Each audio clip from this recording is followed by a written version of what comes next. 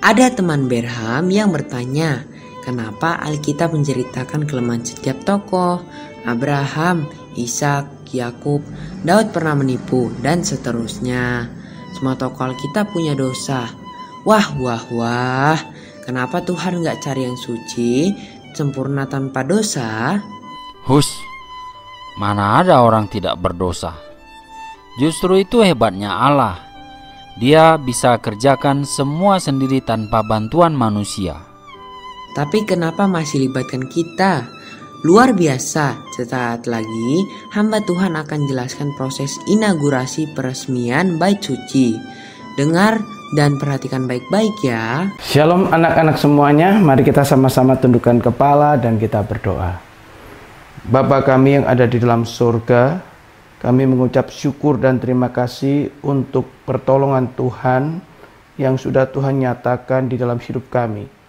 Bahkan kami juga berterima kasih Tuhan mau tinggal dalam hati kami sebagai manusia yang berdosa, untuk menolong kami berjalan menurut akan kebenaran firman Tuhan.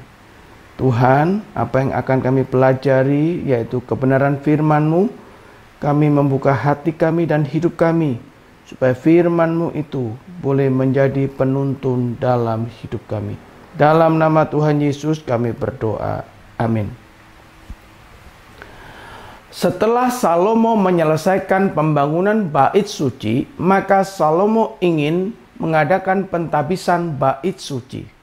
Nah, saat itu Salomo mengumpulkan para tua-tua Israel serta seluruh pemimpin-pemimpin Israel yang mewakili seluruh rakyat Israel untuk bersama-sama menyaksikan dan menyelenggarakan upacara pentabisan Bait Suci. Tujuannya adalah memindahkan tabut perjanjian Tuhan yang ada di kota Daud dan akan dimasukkan ke dalam Bait Suci.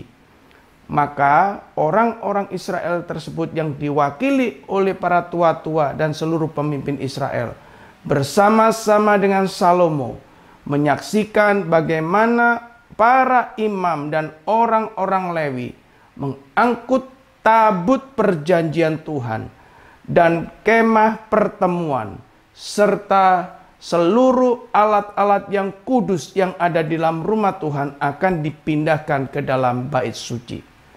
Anak-anak yang dikasihi Tuhan, ketika Raja Salomo dan seluruh kaum Israel sedang ada di dalam pertemuan tersebut, mereka berdiri, mereka menyaksikan, tetapi sekaligus mereka mempersembahkan kambing domba, lembu sapi dengan jumlah yang tidak dapat dihitung. Ini adalah satu hal yang dikerjakan oleh Salomo sebagai satu ucapan syukur atas seluruh yang bisa terselenggara hari itu.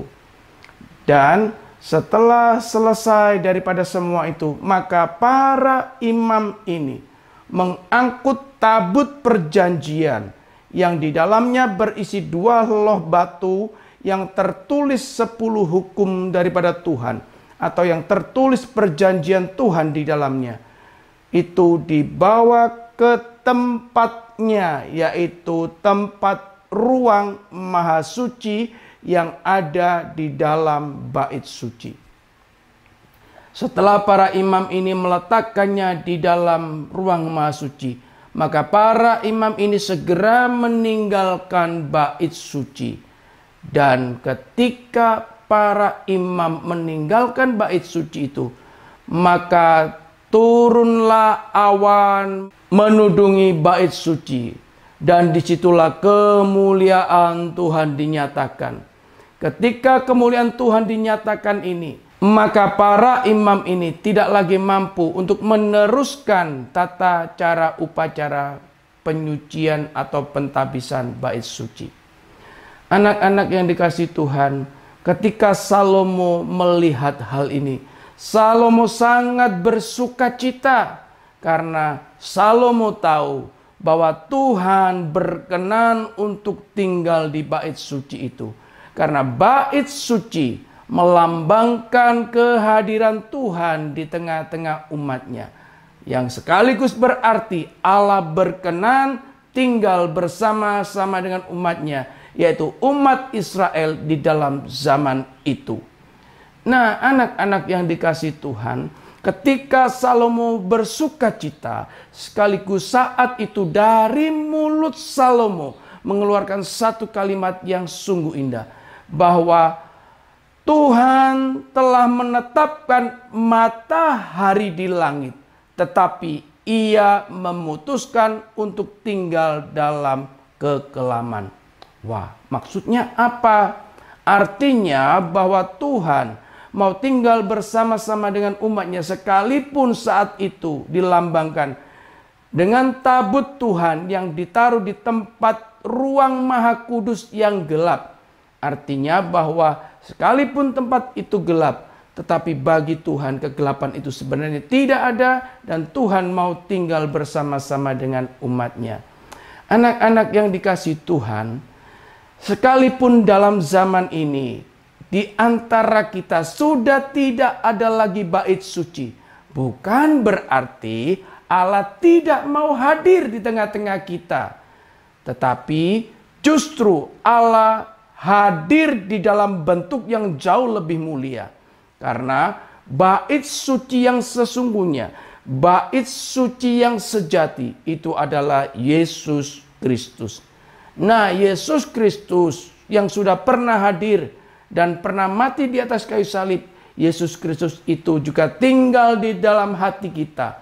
Itu menunjukkan bahwa Yesus Kristus juga tinggal di antara kita. Dan terlebih setelah Roh Kudus itu dicurahkan, Roh Kudus juga tinggal di dalam hidup kita.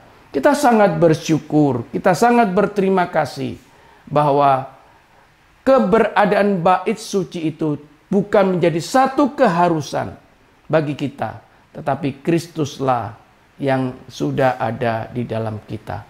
Anak-anak yang dikasihi Tuhan, ketika Salomo selesai mengadakan seluruh tata upacara pentabisan bait suci tersebut, maka Salomo mengarahkan pandangan matanya ke seluruh umat Israel. Raja dan pemimpin yang akan memerintah umat Israel dalam nama Tuhan akan memberkati umat Israel. Ketika umat Israel akan diberkati oleh Salomo, maka seluruh umat Israel tersebut berdiri. Dan di dalam ucapan berkat Salomo itu ada satu hal yang terpenting, bahwa dalam ucapan Salomo tersebut, Salomo mengingat akan perjanjian antara Allah kepada Daud. Sekaligus Salomo mengucapkan syukur dan terima kasih karena Tuhan telah menepati janji-janjinya. Anak-anak yang dikasihi Tuhan, kita memang tidak menerima berkat yang diucapkan dari Salomo, tetapi kita bersyukur karena kita sudah menerima berkat di dalam iman kepada Yesus Kristus. Kita dengan iman juga berarti menerima berkat dari Raja Sorgawi.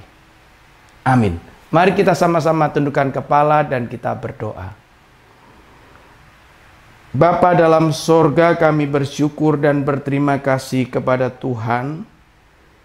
Sekalipun bait suci itu sudah tidak ada lagi dalam bentuk secara fisik, tetapi kami tahu kehadiran Tuhan senantiasa ada di dalam hidup kami.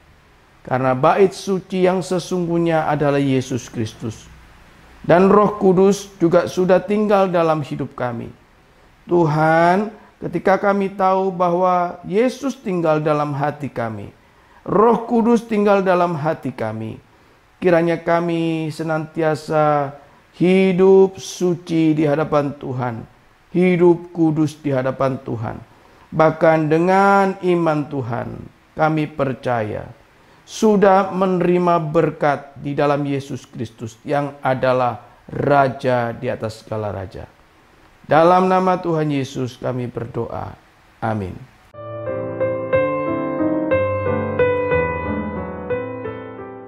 Mantul, inilah kebenaran sejati.